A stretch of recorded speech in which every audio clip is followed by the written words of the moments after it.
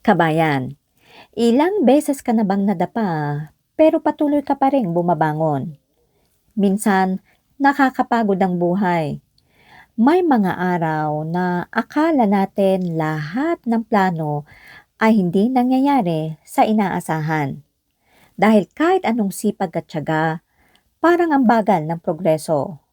Pero kabayan, hindi lahat ng tagumpay ay nasusukat sa bilis ng pag-abante. Minsan, nasusukat sa pagpili na magpatuloy kahit napapagod ka na.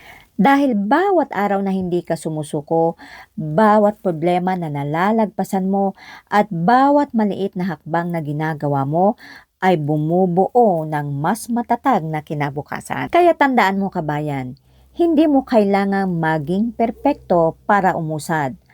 Ang kailangan mo lang ay lakas ng loob para gumawa ng hakbang para magpatuloy. Kaya kung may pinagdadaanan ka ngayon, tignan mo kung gaano ka kalayo kumpara sa dati mong sarili. Kaya kung naniniwala ka na dapat lumaban sa hamon ng buhay, i-comment mo ang laban lang at i-share ito sa isang kabayan.